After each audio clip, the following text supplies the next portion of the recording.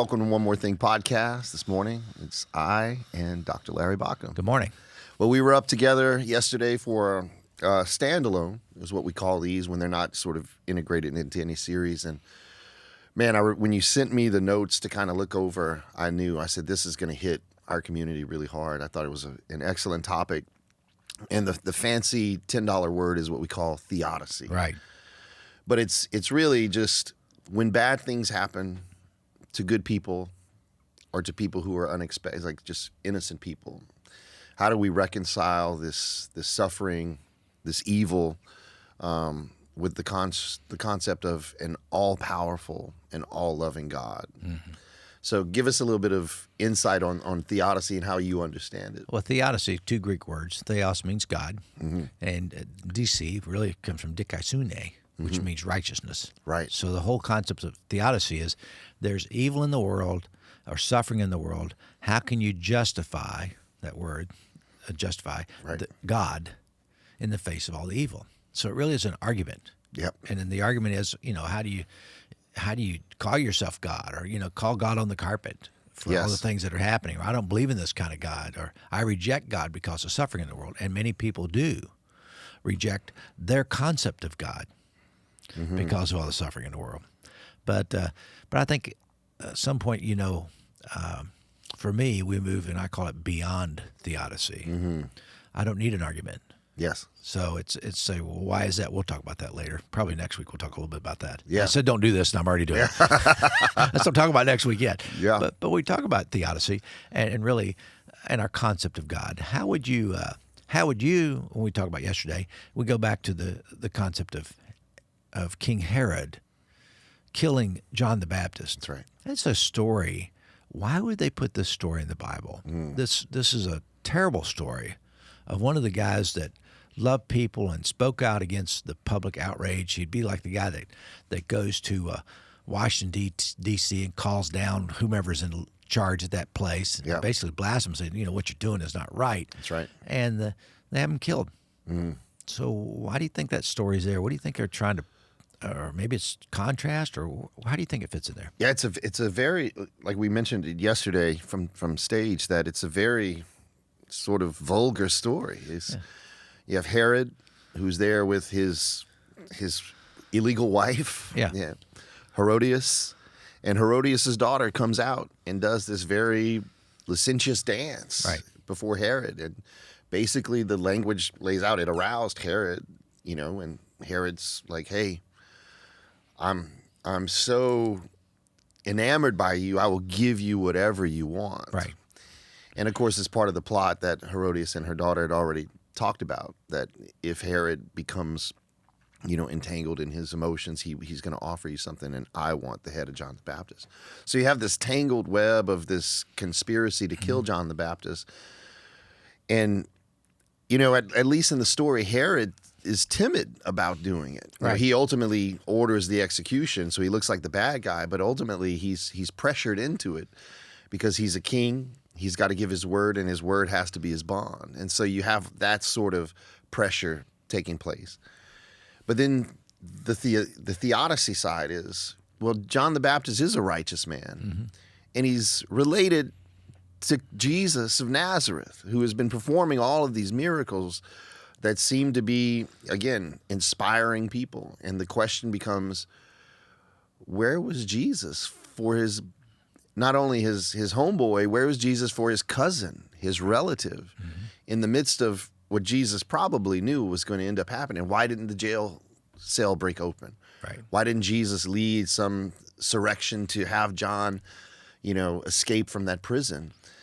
And you're caught in this really dramatic situation, and it goes back to the question, why did this happen to John when it could have been avoided?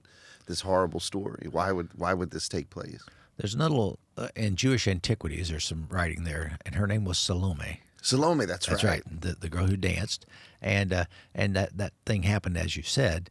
But another thing that we didn't deal with yesterday in the story, it prefaced the story. Jesus of Nazareth was doing all these things, and they said, "Oh my goodness, this is John the Baptist who's been resurrected. From the dead." And then we get the story. Yep. So it's kind of like Jesus doing all this great stuff. He's supposedly John the Baptist resurrected. Then you hear all the details of the story. Yep. And then it goes back to Jesus doing all the miracles again. That's right. So it's kind of inserted in the middle of his ministry. That's interesting. But also this whole concept of resurrection wasn't foreign to them. That's right. So I mean, this is John the Baptist resurrected. We don't hear much about that. That's right. But no, it's just an image or a portrayal, or somebody's doing great works like John did. Yep. But that's something to scratch your head about, at least for me. I scratch my head and go, That is interesting. That is very interesting. So how these stories are put in there, when they put a story, interpolation. That's right. Great, like a theodicy word. There's another $10 word. But that means a story that's inserted in the text. That's right. For a particular reason. And we pull that, so we read that story, but we have to read it within the context of this whole ministry thing. That's right. And it really is to say Jesus was like his cousin in many aspects. But could God have saved him? And that's the wrong question. That's the wrong question. Why didn't God save him? Still the wrong question. What do we do when a terrible tragedy like this has happened? That's right. We go to a place, we retreat, we spend some time in reflection, and we keep doing the right thing in the world that we need to do. Mm-hmm.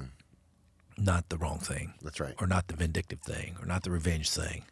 I mean, for some of us, we'd say if this were a movie, Jesus would be going back with, with all kinds of stuff to prove, or whoever the superhero. That's right. He'd be going That's back right. to Herod and say, "Yeah, you're going to pay for that." That's right. And the movie would end with Herod being shot or something like that, along with Herodias and Salome. Maybe get the whole group. But, Yeah. But it is interesting you pulled out that point about who was to blame for this whole thing. That's right. And their word is simply Herod, Yeah. because he set it up. He got all excited about the dance, and he made a promise he should never made. That's right. Because it compromised his leadership, making a foolish promise to a young girl that got him all excited because she danced so well. That's right. And I go, that's lesson number one. That's it. That's right. Don't make stupid promises. That's right. And but I'm glad I've never made a stupid promise. Obviously, I'm laughing because we're laughing because we know we all do it. Absolutely. We all do it. Absolutely. But we could do better. So. It is. And, it's I think for me in the study, the most profound thing was, but the realest thing, because again, profundity is often found most in simplicity. Right. Was the fact that Jesus took time, went to a solitary place, prayed, sought counsel from God, and he didn't come back and seek revenge or vengeance or retaliation, retribution. Life, like we said, life was waiting for him. There were people still amongst him who were still alive, who needed healing. Mm-hmm. He couldn't do anything for John the Baptist, right? And he came back and said, there's still people who I need to walk with through this, their own turmoil, their own. I have my own that I'm going through. Of course, Jesus was human. I mean, we focus a lot on his divinity, but I love what we do here at Suncoast. We focus on his humanity as well. Right. And he was heartbroken. His cousin's gone. My cousin was just here for 5 days just last week, and man, he's like a brother to me. Couldn't imagine losing that guy. Yeah. And the heartbreak, but Jesus carries on and goes, there's still work to do. There's still people who need me to walk beside them. Right. Even in their heartache, even in their suffering. No, I agree. Great message, great teaching.